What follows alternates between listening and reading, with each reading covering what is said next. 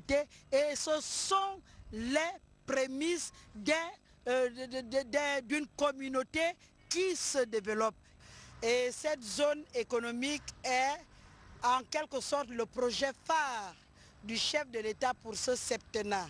À chaque carrefour sur le site, on trouve un monument bien précis. Le plus marquant est celui illustrant respectivement les 3 chefs d'État élus depuis l'indépendance du Gabon à nos jours.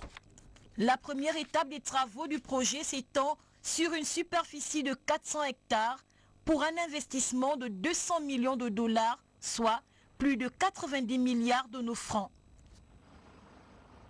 Demain, au cours de notre édition d'information, un autre angle consacré donc à cette zone économique spéciale en coque. Vie des entreprises toujours, au lendemain de la livraison au gouvernement des équipements collectifs pour les populations de Mandji Ndolo, la société Adax Sinopec, face à la presse, a fait le point à mi-parcours de son activité et envisager l'avenir avec optimisme. C'est ce que nous rapportent Patrick Simangoy et Victor Mundunga. Port-Gentil, la capitale économique gabonaise, ville en plein essor, abrite plusieurs compagnies pétrolières dont les recettes assurent à l'État gabonais 60% de son budget. Au nombre de celles-ci, il y a Adax Petroleum du groupe Sinopec qui se veut un partenaire efficace du gouvernement de la République dans la réalisation des actions sociales en faveur du plus grand nombre, comme ici, dans le département de Mandji Ndolo, province de Langounié, où les populations bénéficient depuis quelque temps des retombées de l'exploitation pétrolière. Le ministre de la décentralisation, Jean-François Ndongou, en visite des chantiers dans la localité, a pris tout son temps pour apprécier. Faisant à son tour le point de l'activité de la société, l'administrateur général adjoint a rassuré les uns et les autres du bon état de santé d'Adax, tordant ainsi le cou à une certaine opinion mal inspirée. Nous tournons autour de 40 000, 45 000 barils par jour en quote-part, ce qui est quand même important.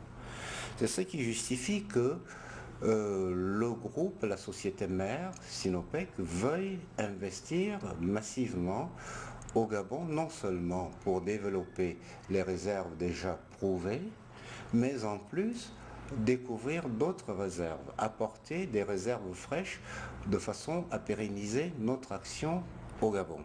Certaines personnes qui profitaient d'un certain flou, voyant que les choses, les filets se resserrent, eh bien, réagissent de façon bizarre, pouvant aller jusqu'aux articles qu'on lit par-ci et par-là. Les perspectives d'investissement de la société sont heureuses. Il est logique que nous entreprenions quelque action pour le bien-être des populations, bien entendu. Et c'est du devoir de l'État de s'occuper des populations, mais pourquoi ne le ferions-nous pas? Depuis pas mal d'années, nous avons entrepris un certain nombre d'actions. Donc la conclusion a été la remise officielle le week-end dernier aux autorités de la province. Mais bien entendu, ça ne va pas s'arrêter là. Nous avons d'autres projets. Racheté en 2009 par le géant chinois Sinopec pour plusieurs milliards de dollars américains, Adax présente dans notre pays depuis 2004, produit plus de 28 000 barils par jour. L'opérateur économique fait de la préservation de l'environnement son credo. Nous y reviendrons. L'activité à l'Assemblée nationale aujourd'hui reste marquée essentiellement par la réunion du bureau de l'Assemblée nationale au palais Léomba. Il s'agit donc de la première rencontre des membres de l'organe dirigeant de la représentation nationale, mais également de la deuxième session ordinaire dite budgétaire. Presse Assemblée nationale pour des précisions. Reprise de la traditionnelle réunion du bureau de l'Assemblée nationale gabonaise présidée par le chef de l'institution, M. Guinzouba Ndama, après la brillante rentrée parlementaire du 1er septembre 2011. La réunion de ce mercredi 7 septembre a permis l'adoption après amendement du procès verbal de la dernière rencontre des membres du bureau. C'était le 29 juin dernier. Je rappelle qu'au cours de ces retrouvailles, le bureau de l'Assemblée nationale avait entre autres jugé recevables les propositions des lois relatives à la modification de certaines dispositions du Code du travail et la loi portant réorganisation territoriale de la République gabonaise. Ces textes sont en attente d'examen, tout comme la proposition de loi très attendue qui porte instauration de mesures en faveur de la lutte anti-tabac au Gabon. Les honorables députés des commissions concernées par ces textes pourraient les examiner dès la semaine prochaine. Nous vous l'annoncions en titre, début aujourd'hui sur toute l'étendue du territoire du concours spécial d'entrée dans les établissements publics scolaires. L'on note l'affluence et la détermination des impétrants au cours de cette rencontre compétitive, voulais-je dire. Nous regardons donc le reportage de Janice Ondongema et de Pierre Claverella. Deux épreuves suffisent pour juger les aptitudes intellectuelles des élèves issus des établissements privés. Et ils ont un seul jour pour convaincre.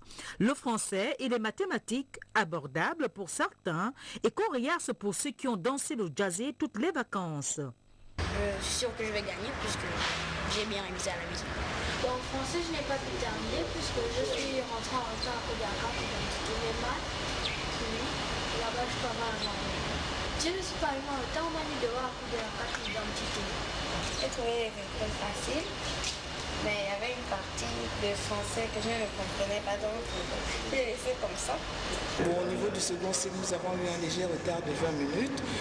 Mais qui était dû un peu au fait qu'on a eu un gros souci au niveau des candidats qui sont arrivés sans pièce d'identité. Donc il a fallu donc trouver une solution pour cela. Et pour les uns, nous avons pu accorder des copies de pièces d'identité. Pour d'autres, nous avons pris donc des actes de naissance accompagnés de photos d'identité pour leur permettre donc de pouvoir concourir. Les épreuves ont été découvertes rien que ce matin. Et même l'ordre de passage de ces épreuves ont été communiqués ce matin pour éviter des éventuelles velléités de fraude ou d'influence extérieure, quoi. Donc on peut dire que la chose a été rondement menée et tout se passe pour le mieux. Les enseignants de Mandela sont très outillés en matière d'organisation des examens et concours. Que dire des capacités d'accueil? Ce concours, il vient remplacer les inscriptions en archives. Même avant, quand les parents inscrivaient, il n'y avait pas de masse en termes de places. Hein? Les places étaient réduites. Ce qu'on a fait cette année, c'est faire en sorte que le choix de ceux qui sont inscrits soit objectif. C'est pour cela qu'on fait le concours. Et un concours, on le fait pour prendre les meilleurs. Hein? Pour éviter les passoires, pour éviter qu'on prenne l'enfant de l'ami, du copain, etc., etc. Au CIS implanté dans l'enceinte du lycée national Léomba, 16 places sont à offrir pour un effectif de 333 candidats. C'est dire que l'offre est très limitée en face d'une forte demande.